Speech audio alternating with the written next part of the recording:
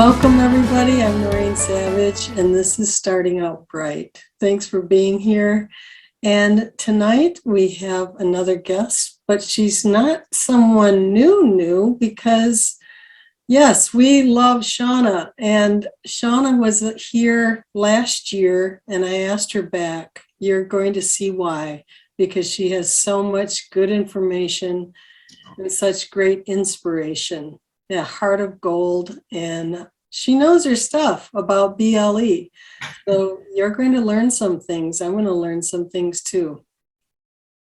So what is Starting Out Bright? Why are we doing this? And it's simply to offer hope and inspiration.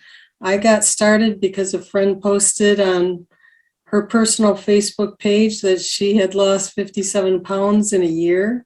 She said if anybody wanted any information, just get a hold of her. And so my hot little fingers messaged her as fast as they could get there. She told me about Bright Line Eating, a book that was written by Dr. Susan Pierce Thompson. And she described that there were 4 bright lines: no sugar, no flour, 3 meals a day, and weighed and measured portions. And when my friend Lori told me that, I just thought, there's no way. There is no way I could do this. And we got together, she talked a little more about it, but I just let that information sit from May to July. And what I discovered about myself during that time was that I was in pain. 270 pounds, 5'2", that's a lot of weight on a small frame. And my back was killing me. My feet were swollen for about a year. And the knee pain was horrendous. I'd go to bed many nights wondering if I'd wake up in the morning, and the snoring was horrific. I know I woke up my husband every night. It was not a good thing. And I decided that I would try one more thing after years and years of dieting. So what did I do next? She suggested get the book and get in the community. At that time, it was We Eat Bright with Lines that I went to. And I met so many people. These people who were sharing their stories, the struggles and the successes. I'd see then and now photos, and my hope just rose and it grew within me. And I promised myself that if I lasted 1 year, I would do what my friend Lori did. I would post on my Facebook page, and I would help anybody I could. It chokes me up because this is real life. This is hard life when you're trying to lose that weight. But here was 2020 now, the time of Zooms, and I'm a Christian. I felt God said, Noreen, you can do more than that. You can do more than post. You could connect these people by Zoom, those who have inspired you and those who need the help and the hope. And that is why Starting Out Bright exists. But it wouldn't exist without people saying yes when I ask them to come on or come back and take one for the team. So Shawna, thank you so much for coming back. Oh, Noreen, thanks for having me again. You were on my heart, as I said the other day when we chatted for just a minute. I have thought about our talk many, many times. You have so much information. This is the new year, 2022, and there are many people who are going to hear this. And if they can glean one little piece of information, inspiration, hope, that they can get that, I mean, they're going to be setting off for a great year and a great future. So let's get right to it. I always say who I am because I don't want anybody to think I'm Bright Line Eating. I'm far from it. The program has done wonders for me, and I'm not done. I haven't arrived. But what was your entrance into BLE for those who have not met you yet? So when I first, I've had a huge, long line of failed diets. And I would lose a few few pounds, but then I would gain them back and then some. So it was during my time in Overeaters Anonymous that I met some lovely women. None of them were in right-sized bodies, but they were just darling. They were wonderful and had been in OA for 30 plus years. And so I just felt like, it was like walking into a mother's arms. It was just so lovely, but I knew there was something missing. I knew I was not getting a plan of eating. And whenever the gray sheet, would come up, apparently it was the plan of eating, they would all scowl and say, oh, it's the plan that's way too rigid. And I'd be like, but I'd like to hear about it. And they go, oh, no, it's bad. And so lo and behold, one of the women that was going to Overeaters Anonymous, she was the only one losing weight. And I pulled her aside one day and I asked her, her name's Barbara. I said, Barbara, what are you doing? And she said, oh, I'm doing this thing called bright line eating where I don't eat any flour or sugar. And I was just like, whew, good for you. That is not my plan, but I'm happy for you. Anyway, that's how I was introduced to bright line eating, was through Barbara. And I had hit a brick wall in January of 2017, where I just thought, I'm going to try the 14-day challenge, but not one day more. And I'm just going to do it long enough to be able to fit into some clothes to go to work. So I was praying that it wasn't the answer. I really was. I was just really hoping, because if it wasn't the answer, then that meant that I could keep my best friend, which at the time was flour and sugar. Mm. Wow. And so 2017, the book was just published around that time, right? So the 14-day challenge was a new concept? Yeah, so there was no book. And I just did the 14-day challenge. It was the only thing that I could afford. And I entered some deal that you could get the 14-day challenge and pre-order a book that would be coming out. And I didn't want the book, but I wanted the 14-day challenge. So I did the 14-day challenge and had nothing short of a miraculous experience that was transforming, that confirmed to me, this is not only the answer, but you're going to cross the finish line for the first time in your life. And that was scary and euphoric at the same time. So I just kept doing the 14-day challenge. I just kept doing it over and over and over again. And it was in March 21st of 2017, that the book was launched. And it was then that Susan Pierce Thompson, she drew my name. She drew two names. One was for a spa day with her, and the other was for free coaching. And she reached out to me and she said, "You've won." And I was blown away. I couldn't quite believe that I had won, but it's funny because I was a little disappointed I didn't get the spa day. And looking back, it's the funniest thing because God gave me exactly what I needed. I didn't need a spa day. What I needed was to have her guide me through maintenance. And that's exactly what she did. She guided me through maintenance, and it's been a gift. It's been a treasure. I want to talk about maintenance, but you said something, and I want to go back to your first entrance in the 14-day challenge. You said that something there, I didn't want it to work, because that would mean that you would have to give up your best friend. Flour and sugar, identical twins, right? That we don't want to say goodbye to them. Who does, But you knew within that time, what was the remarkable shift in change or thinking, or what happened in those first days? Someone's on this call or learning to listen to this, and what could potentially happen to them? And no two journeys are the same. But what was the shift? You had been dieting all your life, right? Yeah, I had. So what was interesting was that when I did this 14-day challenge, I told myself, I'm going to do it as perfectly as I can. and I'm not going to make exceptions. I'm going to do it to the letter.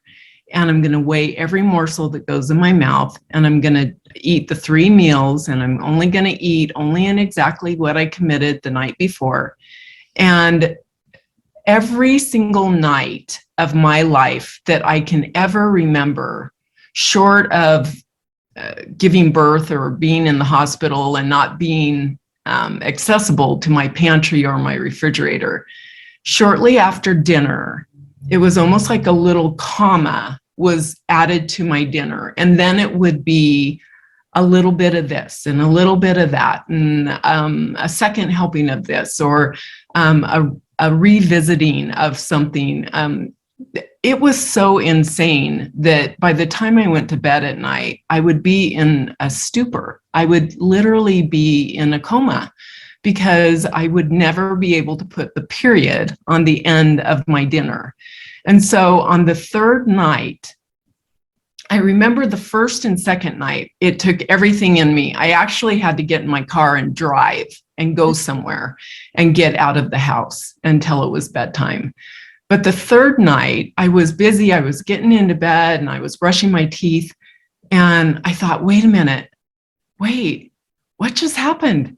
I went from dinner to bed and I didn't think about food. Wow. And I thought, well, that was a fluke. That will never happen again. So the 4th night, it was the same thing. I somehow went from dinner to bed and I was completely bright. And I thought, what is happening? This is so funny, because I finally put a period on the end of my dinner. And it was fascinating to me. And it was that way from the 3rd day on, where I didn't have cravings. I didn't have food thoughts. There was a slight sadness at the last fork that I would put in my mouth and be like, no, that's it for another, X amount of hours. And it would be just a sad moment to realize that my meal had ended. But then I just kind of drop into a place of gratitude for that meal. And then I'd be on, and I would not have any more thoughts about food. And to this day, it is the same gift, where I don't think about food after dinner. And it was life-changing. The gift that took away the cravings. Yeah. That nonsense, the craziness. I also want to talk about one other thing that you kind of skipped over a little bit. You won the prize with Susan, but you're talking about, you won the prize, but you're talking about maintenance with her. So this prize you won early on, you're not at maintenance yet. No, far from it. Why did you wait for maintenance to talk to her? Yeah, so good question. So first of all, I thanked her for calling me, and I thanked her very much for offering me the free coaching. But I told her, I said, I have the 14-day challenge, and this needs to go to somebody that really needs it, because I'm all in. I'm a believer. The 14-day challenge has done wonders for me. And so I said, I'm good. So give it to somebody that really needs it. And she was just kind of speechless and very gracious, and asked my story, asked, well, how much longer or how much more do you need to lose? And I said, Susan, I have no clue. I was 170 in 4th grade. I have no idea what maintenance looks like. And she said, well, tell you what, you go ahead, you keep doing what you're doing, and I'm going to throw in a boot camp. And after that, I'm going to make you a Bright Lifer. I had no idea what a boot camp or Bright Lifers was, but I thought, well, that's sweet. And so at that point, she said, you call me when you're at maintenance, thinking, oh, it'll be a year from now. Well, that was in March, and I called her in July. And I said, Susan, I think I'm at maintenance. And so she walked me through 4 months of maintenance, and it was quite a gift. How much did you lose from highest to where you thought you were ready for maintenance? So my highest recorded was 260 pounds. But, you know, I had been going to Overeaters Anonymous for 5 years. And so I had dropped a little bit of weight. So when I started Bright Line Eating, I was at 205. And that was in January of 2017. Okay. And so, yeah, by July, I had reached my first goal weight, which I had never thought that I would ever be in the 140s. So when I got to 140, I called her, and then she coasted me down into the 130s, which is where I've been within a 5-pound range ever since then. Oh my goodness. So let's, you talk about maintenance. This was the key. This was now a really different thought than anything you've had in your whole life. I mean, you just got done saying a minute ago that your goal initially was just to fit in some clothes. And you meant really to fit in some clothes. Right. Like, I've been there at the top, and there are no more bigger clothes in the closet. So you've got to fit into something. So here you are, you call Susan. You're now starting maintenance. This is a scary thing that I'm hearing from a lot of people. I'm scared to go into maintenance. Can you walk us through what going into maintenance could look like in a coachable way even? Yeah, as a matter of fact, not ever having done maintenance, the lowest that I had ever been in my adult life was on my wedding day, which was 180.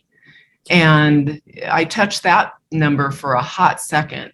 But maintenance to me was exciting and horrifying at the same time, because the thought of adding food when I had been, weight loss is a no-brainer. Weight loss is like you eat this, this, and this, and there's no variation. Maintenance, you get to start figuring out what's going to work for you. And so it was exciting, the thought of eating more food. I mean, who doesn't want to eat more food? But at the same time, I couldn't wrap my head around, am I then, once I add food, am I going to just skyrocket back up to 260? That's how it felt in my brain, was that was going to be the case. And it wasn't. That's why I feel so grateful that I had Susan walk me through it. And I believe anybody that goes through maintenance needs a maintenance coach, because our brain is not equipped. It is just not equipped to add food or shave food. We're just too close to the situation. We need a second brain. So in your particular situation, and I've heard of different ways to approach maintenance, did you go by the chart that is in the book where it says, I believe, add, what is the first add? I can't think. Yeah, it's 4 ounces of grain at lunch. Okay. Yeah. And that's where you started? Mm-hmm. I did. And just one thing for a week, or how long? So you wait 1 to 2 weeks just to see what happens. 1 week is almost too soon. So you add one component and then you wait, and you realize that the scale may go up. Although I will tell you that weighing, I never was one that weighed except for once a week because my head was too squirrely. However, once I got into maintenance, it became clear I needed to weigh more often, because especially if you're a quick loser, if you're a turtle and you're only losing, about 2 to 3 pounds a month, you can wait to weigh. But when you're losing 1 to 2.5 pounds, a week, you need to be checking in a little bit more. Otherwise, it's going to become a crisis and you're going to need to do some emergency food ads. But for the most part, when you get down into your maintenance range, your weight slows down. And so the weight is coming off. And so when you add food, often the scale will bump up, and it will just kind of readjust and recalibrate, and then you can keep adding. So it's just a add, wait, add, wait. And I'm going to just jump on this about my own personal situation. I'm coming off an illness from about 2 weeks, and I felt totally carb depleted in my brain. Like I just didn't feel like number one, I didn't have enough food. I had, as I told you the other day, I had all these muffin loaves that I had put in the freezer, which was just a saving grace, because I just pulled one out and I knew I had a full breakfast every day. I didn't care what kind it was. I never do, but I had a full breakfast, but I never had 3 meals during being sick. I just couldn't stomach it. And as a result, I felt carb depleted. So I'm like, I am going to put myself, now that I'm feeling better and I want to get even better feeling, I'm going to put myself on maintenance. Today is day 4, I think. Oh my goodness. For me, that was 4 ounces of grain, and I decided to do it for dinner. I was so full, just unbearably full. It wasn't pleasant. Is that what happened to you when you started adding? Yeah, so our body, when we're doing bright line eating and we're doing it where our bodies predict exactly how much to receive at breakfast, lunch, and dinner, and we do something different, we immediately get a signal that it's more, it's different. And I had that experience. I shared that on the holiday closing call that we had for Bright Lifers, where Susan said, "What have you learned about your body?" And I shared that at Thanksgiving, we changed. I'm typically a 6-ounce veggie eater at lunch, 14 at dinner, and we switched. And I put my 14 at lunch and my 6 at dinner. And I was so uncomfortable. I was incredibly uncomfortable because my body was predicting 6 ounces and it got 14, and the signals were going off. Binge, binge, binge, binge. Wow. And I was like, no, I'm fine. I'm only going to have 6 in the evening. And dinner came, I ate my 6 ounces, and then it was hunger, hunger, hunger, hunger. And it was a fascinating thing because it was still the same amount. It was still the 20 ounces, but your body gets into a habit of predicting. And when it doesn't receive, that's why our food scale is so lovely, because it takes the guesswork out of it. It gives our body exactly what we need, no more, no less, just right. Well, I'll tell you a little story too about my own transition of food. This wasn't for a one-day thing. I had gone with the 6 ounces for lunch and 14 for dinner, for someone who's new, that is the norm, and that's what's in the book. But I felt like the 14 was so much, and I had been reading posts of people doing 10 and 10 split. So I decided, that sounds good. I'll do 10 and 10. And I did that for about a year until I realized, you know what? I'm a little bit hungry at dinner and I'm plenty full at lunch. So I'm going to just change it to 8 and 12. 8 and 12, 20 ounces, same thing, no difference. You would have thought I was going into binge mode. Not binge mode, but starvation mode rather. Because when I first went to 8 ounces instead of 10 at lunch, my brain was going, what are you doing? You're starving yourself. Yeah. And I thought I had to keep telling myself, not for just a day or two, for like a week or more, 8 plus 12 is 20. We're good.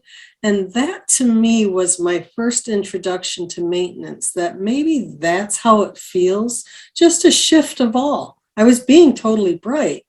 I just changed the amount of ounces, and it was just such a mental game. And to me, what you're saying with the home maintenance ad, that it is a mental game, but now it's also a physical game of check yourself, take steps to weigh yourself more often if you need to, and maybe to also feel confident in what you're doing. Is that what I'm hearing?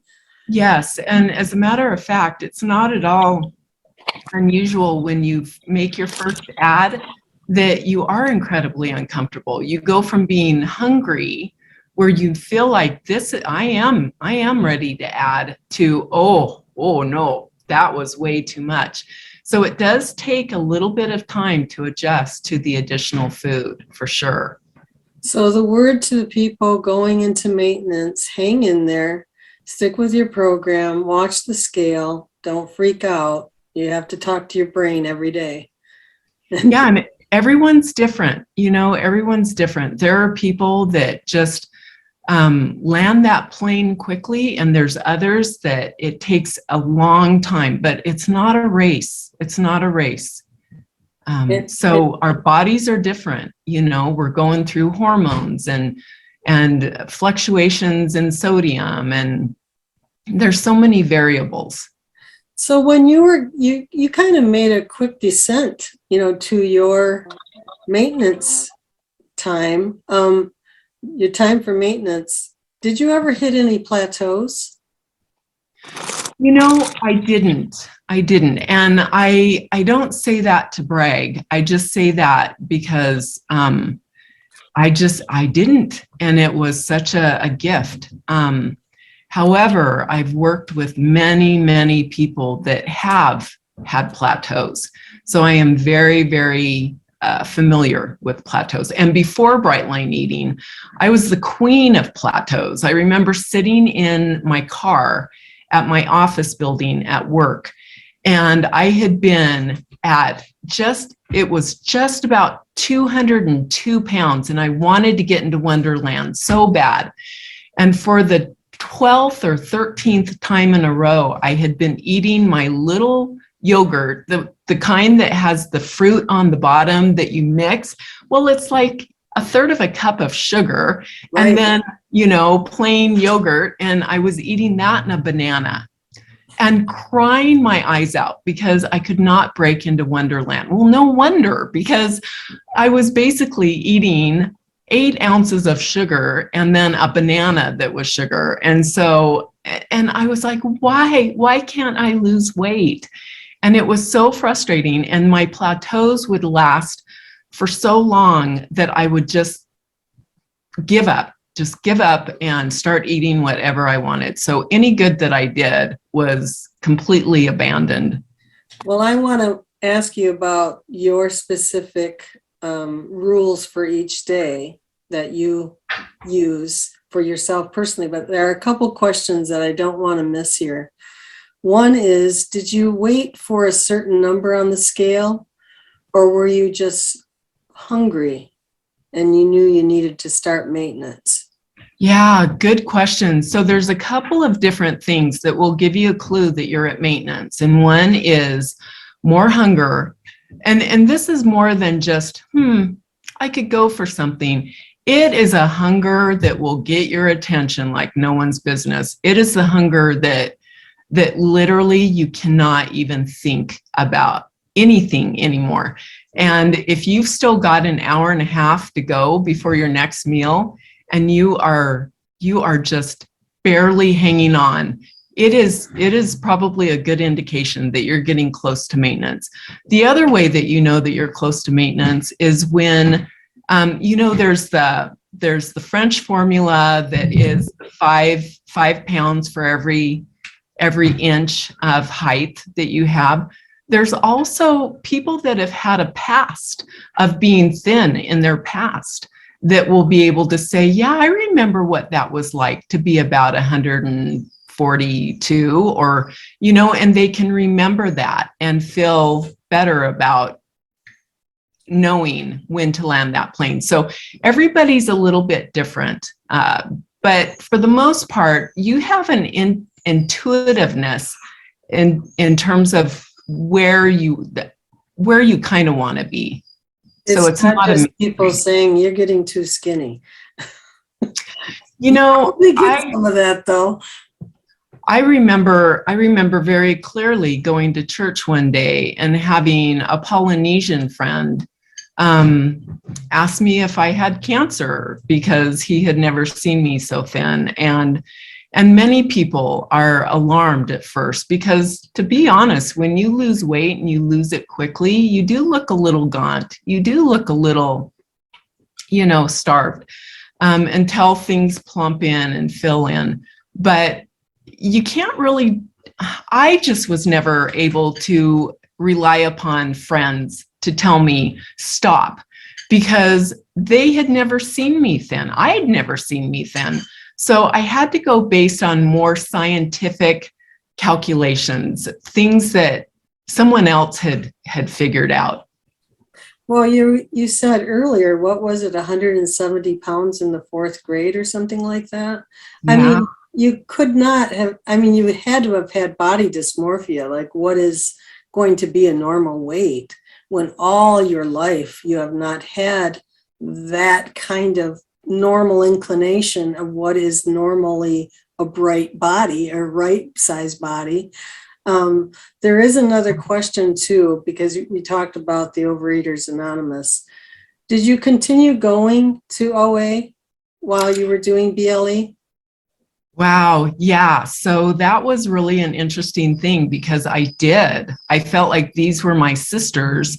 And so I did go for a while. However, what ended up happening was it became abundantly clear once I started the boot camp and once I started to do Bright Lifers that what I almost felt like I was being a hypocrite.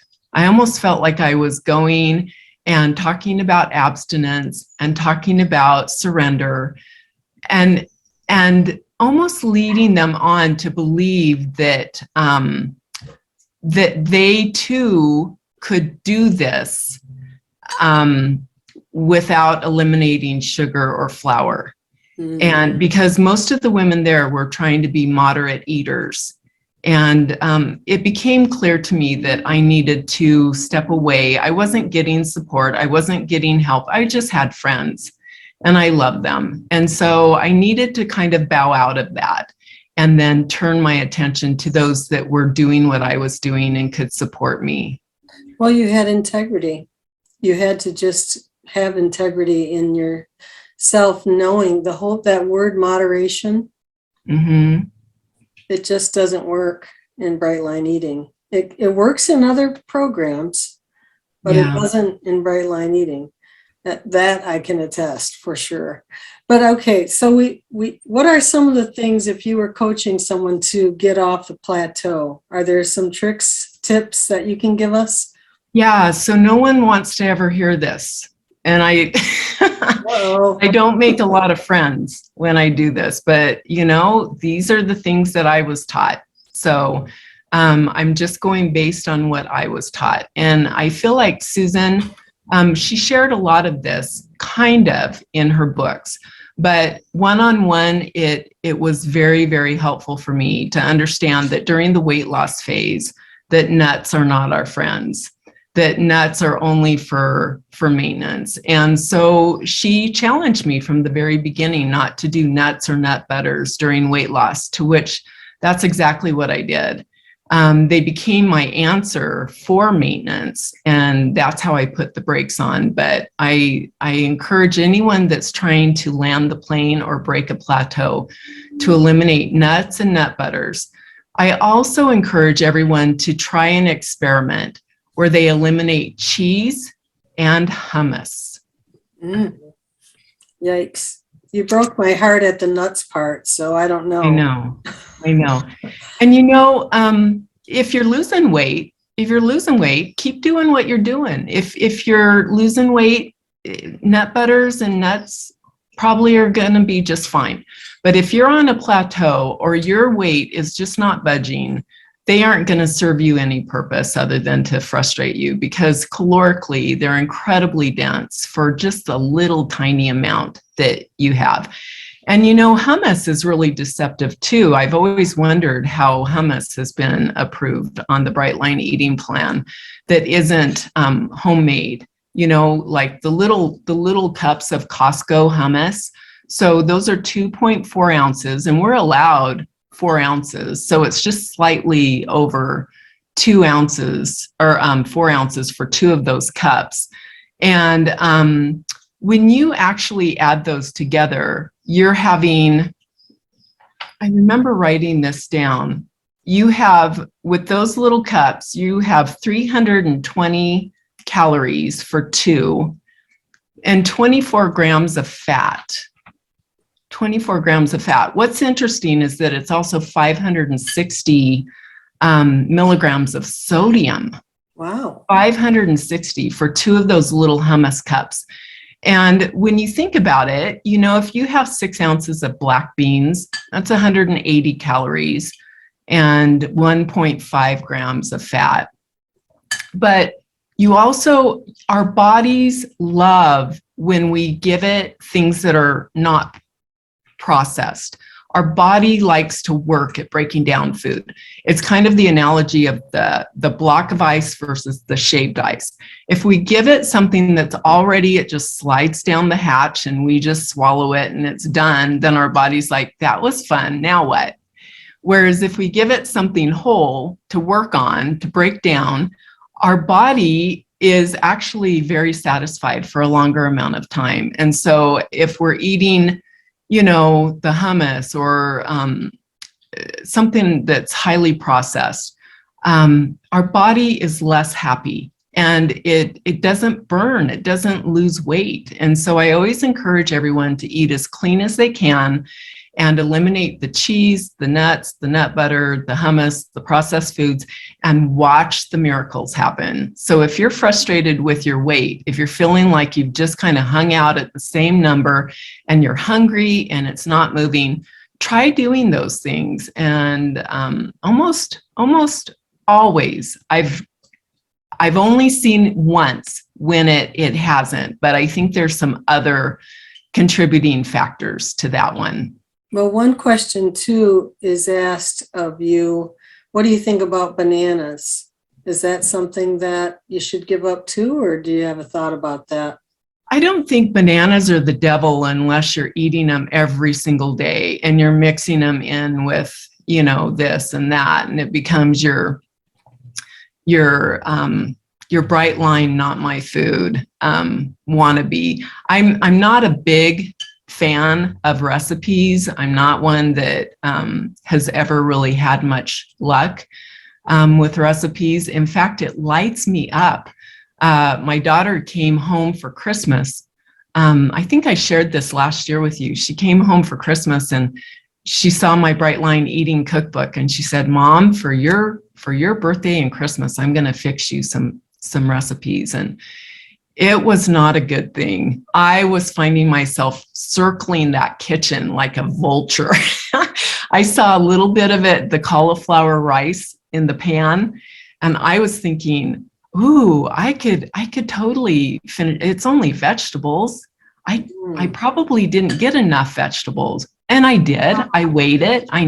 But recipes have a way of lighting me up, and it's kind of like a party in my mouth. And if I just keep it where I'm steady as a rock and my food is delicious and I love it, but something isn't a little more exciting than the next, then that just serves me. That just does me good. Well, I'm going to ask you a question. There's a question of whether you had any binges since you began maintenance, or have you even gone off plan? I mean, is this been a plan that you have been able to sustain from that first 14-day challenge to now without going off track and resuming? Yeah, so I am 1,800 days bright. Wow. Yeah. Today, 1,800? 1811, I think, or 18, I don't know, 18 something. Could But, you imagine that? Oh, no one could be more surprised than me. But you know, on the third day, like I said, Noreen, on the third day, I had a gift given to me. I felt it. I sensed it. It was undeniable. And for me to then I'm going to use a term that's probably a little crude, but for me to spit in God's face and to say, thanks, but I want this more, would have been no different than me going and cuddling that golden calf and just saying, ooh, you're really what I want, more than what God's given me. And I really believe that. I really believe that it was a godly intervention, that he brought me to this, he gave it to me, and for me to honor it is my gift to him, because I'm at my best when I am sober and not drunk with food. Wow. And not only did he give you the gift, he gave you an awareness of the gift.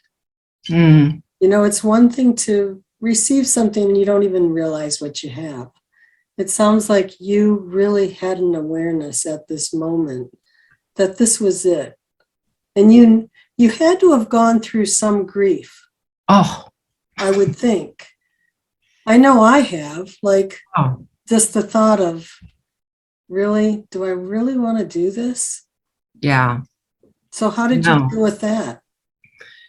You know, it was like a death of my best friend. I literally felt there were days when, even though I was seeing the scale move and I was feeling free from the cravings, I grieved tremendously, especially when it was trips or memories or gatherings or something that was different and special. And, you know, then it was, I had to remove myself several times. The first time I ever went to Disneyland, I had to excuse myself, go in the bathroom and just stand against the door and breathe, because I literally felt like someone had just sucked the air out of me when I couldn't go and get the not my food that was comforting and celebratory, and everyone was partaking of it. But the first time you do it, it's the hardest. And then it gets easier. The key is to not give in. The key is to press through it. You know, it's like any mountain. If you're going up a mountain and it gets harder, the last thing you want to do is look and see how far you've come and then say, well, that's enough. I'll just go back. No, you just keep going. You keep going. And then you come on the other side and you're like, that wasn't that bad. Not only that, it's so awesome at the top. So I got a question for you. And this goes in with a question that came in. Can you tell me a typical day? The other day you said to me, my day begins at sunset. What did that mean? Yeah, so every night, just before I go to bed, I make sure that, one, I've got my food all ready. So I play the game of how little do I need to touch my food. So if I don't have to do anything but throw it in the microwave, I've just won the game. So at breakfast, I have my 3 containers. I have my breakfast, my lunch, my dinner, and I microwave it and I'm done. And I do that 3 times a day. So I do bulk food prep once a week where I can get all my meals done in about an hour and 10 minutes. Wow. And so it's all done. But I've worked up to that. Starting out, I just did the night before, and I did that for quite some time. And then I thought, listen, I'm doing brown rice and I'm doing it 4 times a week. Why am I doing that? Let me just do one big batch of brown rice for every single thing. And so I eat the same thing for breakfast for a whole week, the same thing for lunch for a whole week, the same thing for dinner for a whole week. Then when I do food prep, I change it and I do something different for breakfast. I do something different for lunch, something different for dinner. But that's just what works for me. Well, you mentioned this about a year ago. This has stuck in my brain like cement. Well, that's my silly putty, something up there. But anyway, what I took from that conversation was really powerful, because I didn't go 7 days, but I would go 3 days for like my lunches. And what you taught me was the true meaning of food neutrality, because I didn't have any of this going on. Like, ooh, Tuesday, that's the lunch. Boom, yeah. Wednesday, that's crap. You know, that's how I kind of was going. And then after our conversation, I got serious about trying to be neutral with my food. That's why I think it doesn't matter to me what kind of muffin thing I have in the morning, because I pretty much have that. Or I have like eggs and Ezekiel toast or something like that. It's usually one of the two. And I'm very neutral with it. Uh-huh. But that really was a powerful thing for me that you shared. It's worth trying. Let me just say that. It's worth trying. So in answer to your question, what I do is I make sure I have my food ready for the night before. And then I literally have my meditation bench in my closet with a big fuzzy blanket, and I have a little night light, and I go in and I do my meditation. I read my daily readers, which is something inspirational. I do my child pose prayer where I say my prayers, and then I read scriptures, and then I do my elliptical, and then I get ready for the day, eat my breakfast, and make contacts and reach out to people. And that's my morning habit stack. And it's just a really grounding way to start the day. But it doesn't start that morning. It has to start the night before, because if I don't have my daily reader and my little nightlight, my little meditation bench and my phone charged and all those things, then, you know, you're just kind of shooting in the wind. And how long did it take you to work up to that? I'm assuming you didn't start with the elliptical. When did you add exercise, for one?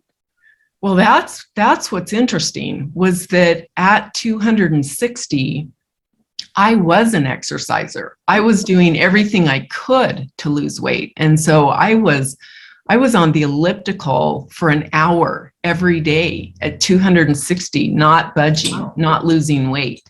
So when she told us to put on our bunny slippers and to not exercise, man, I felt liberated. I just screamed joy at that point, because I could not enjoy 1 minute on the elliptical when it wasn't doing me any good anyway.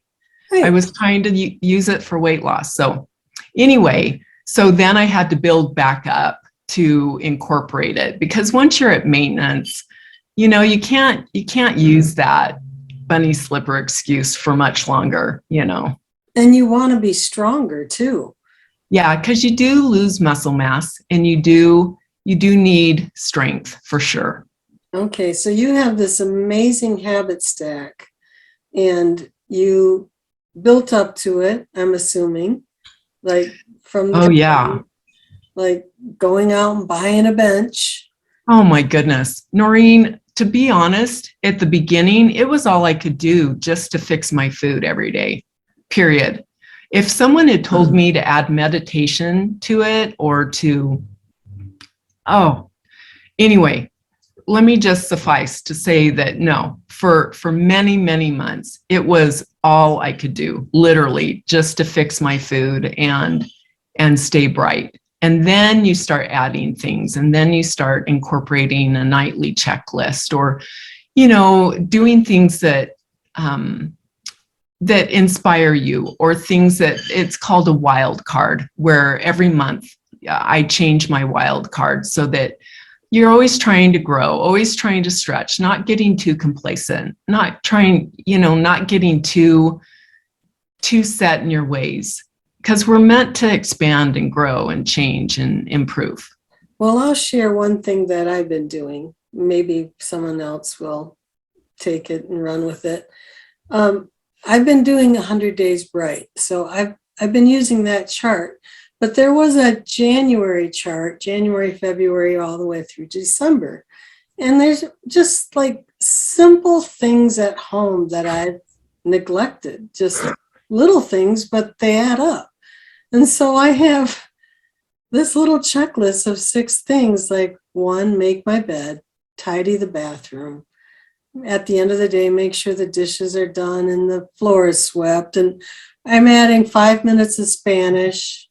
You know, I'm actually adding, have listen to music that I want to listen to intentionally, not just what's on the radio, but take a moment and listen or play one song and open my mail, which sounds crazy, but if you don't open your mail for a week, it adds up. So I get to, I get to color my little J. There Good we go. job. So I know that sounds silly, but it's really helped me. These little things give you, a satisfaction. And so these charts are great to use for other things too. And I think it piggybacks onto what you're saying. In the beginning, it was just enough to do just your food. Yeah. But when you add one more thing, or maybe you're prepping for a few more days, so you add more time in your life to do other things, now you can. Yeah, for sure. And it's a phenomenon that I've yet to figure out. I remember calling Susan saying she did a vlog. I called in about my nails. Why am I not biting my nails anymore? And she did a vlog on that, because one thing creates a ripple effect where I'm not putting stuff in my mouth, and so I'm not putting my fingers in my mouth, which means that my nails are growing, which means that, there's a good chance that my car is clean every single day when somebody gets in it. And it means that my clothes are hung up promptly. Or it means that, I always have extra rolls of toilet paper in my bathroom. Weird things that you would never even, or my inbox is cleared at the end of each day. It's not that I'm fanatical. It's just that when you aren't eating 24/7, you have more time to live your life. For sure. That's no doubt about it. And you're feeling better about yourself too. Yeah. As we wrap up, I like to stay on time, and I know you do too. I got to ask you, in all of this, what would you say are those non-scale victories way up on top? Oh my gosh. The first one right off the bat is that I have had the same clothes in my closet for 4.5, going on 5 years in a few weeks. That never happened. I never had where I could walk into my closet and pick anything off a hanger and wear it. And for years.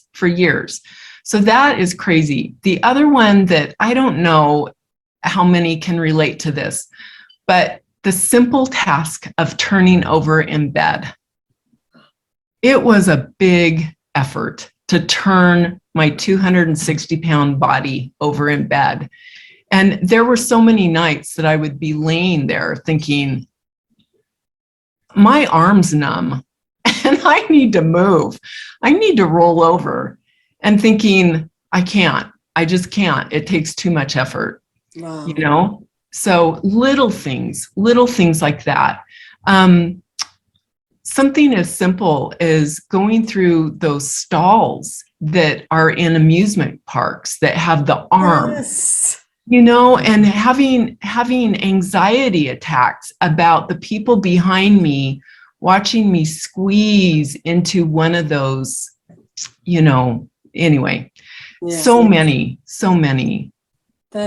Those are all fantastic. They seem so simple, but boy, when you can't do those Noreen, simple things, yeah. Let me just say, the greatest gift isn't my size. It really isn't. The greatest gift, I hope, is that I have a quality, long life. I want to avoid the strokes, the diabetes, the blindness, the dialysis, the heart attacks, all the things that my mom and dad and my brothers are going through, the amputations. That to me is the greatest gift that I can give myself and my family, because who wants to depend on somebody to care for them when they could have done something? I mean, it's a choice. It's a choice what I'm putting in my mouth. It's one thing if I had an accident happen to me and I had to rely on somebody. It's a whole nother thing if I have purposely abused my body to the point where now I am on dialysis. I am blind. I am having strokes and amputations. So that to me is the greatest gift that I can give myself and my family is hopefully, knock on wood, a long, productive, healthy life. That's so awesome. And so one last question, Shawna. There's somebody here who may be just on the edge, wondering if they should dip their toe in this lifestyle, or maybe someone who is going to listen, and thanks for letting me record it. What would you say to them? I would say, just try. Just try. You don't have to do this forever. You don't have to. But just try it.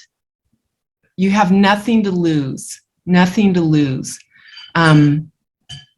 That cheesy saying, one day at a time, for many of us, the truth is, it's just one meal at a time.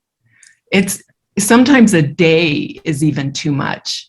But if you can commit to eating only and exactly what you planned the night before, and just do that one meal 3 times the next day, just try it. So perfect. I know that if you just followed that right there, you will be off and running for the year. I know that. And Linda's saying one day, one meal, or 1 minute at a time. Absolutely true. Yeah. Don't forget community and support either. Yeah. It's there. I have known nothing like the BLE community.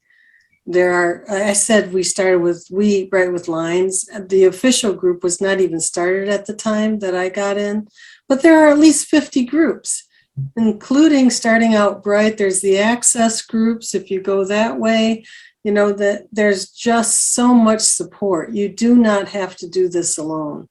No, in fact, Noreen, if we are doing it alone, if we are an island, it was the thing I didn't want to do the most.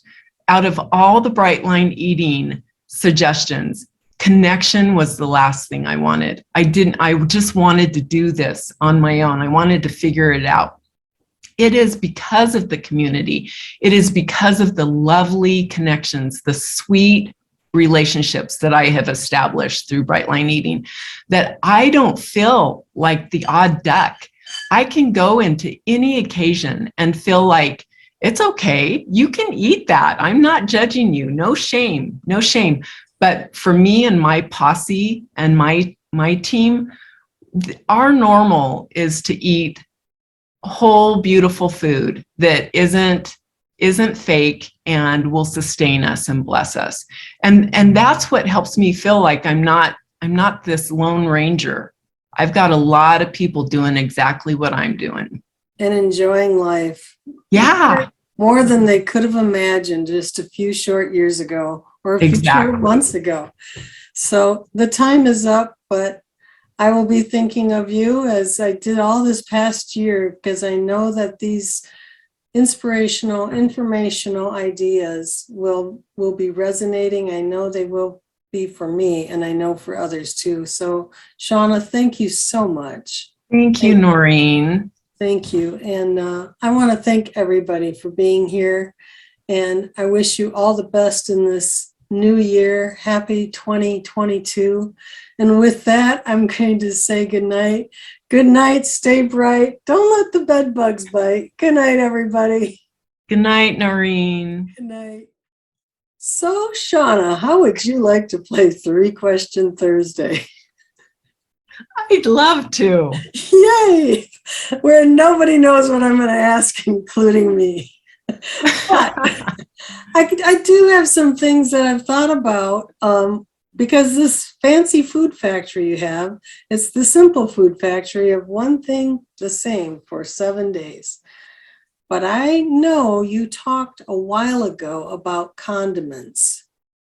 Are you still the condiment queen? And what are your favorites? Okay, so first of all, I want to clarify, I am not like a drunk with my condiments, but I have found that there is this amazing thing that happens when you take any 2 or 3 condiments and add them together, and it makes everything just absolutely delightful. So, for instance, you can take hot sauce, and you can take aminos acid, and you can take mustard, and just squirt a little bit into one of those little specimen containers, shake it up, and it is lovely. And that is all free. And then if you add maybe some squashed up avocado or your chopped up olives or something like that, then the only thing that counts is your fat, but it makes a great amount that you can either use for a dipping sauce or a dressing, or just poured over your meal. So use your condiments and spices. They're your friend. Yes, and for the most part, they're free. Yeah. Free. Okay, question number 2. The other day when we talked, you mentioned about your bright body. What is your reflection about getting to your bright body, or, are we ever going to get there? What is your thoughts about that?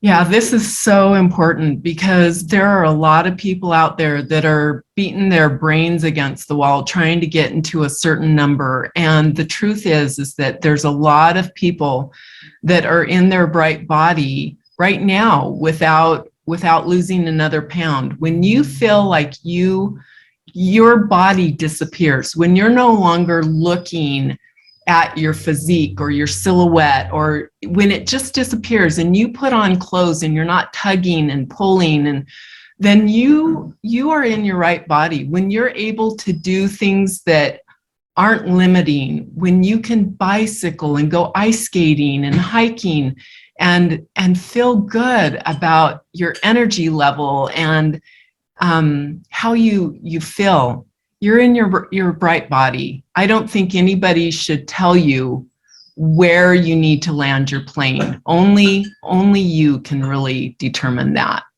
That's refreshing to hear. It's like not stuck on a circle where you have to like nail it. Like that is the number. That's very freeing to me.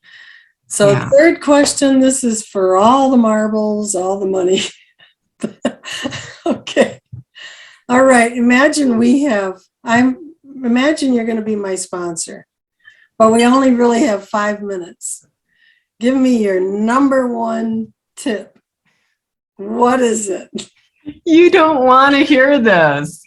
I would tell you to get rid of your muffins and Ezekiel bread. Okay, pretend it's not me. Okay.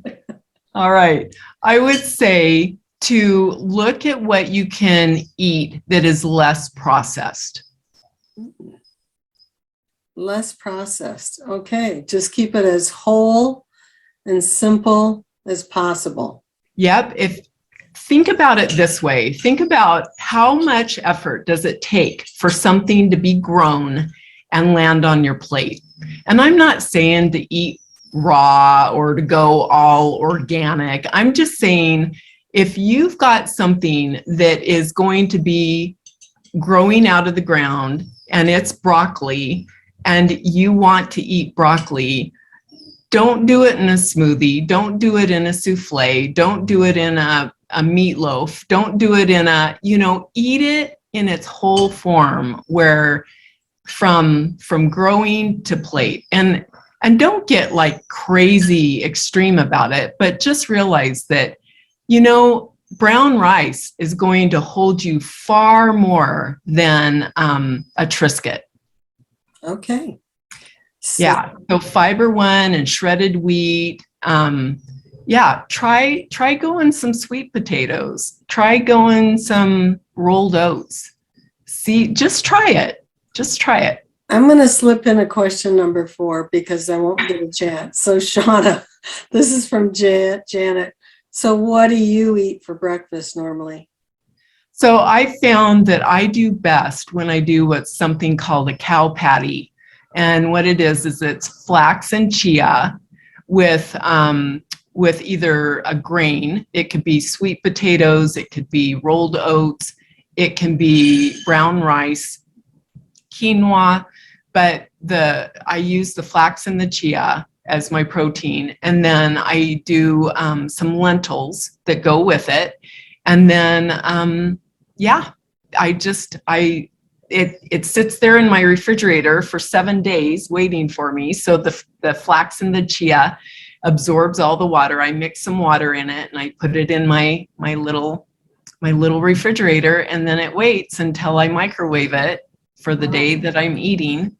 And this sounds really satisfying. yeah, and it's huge.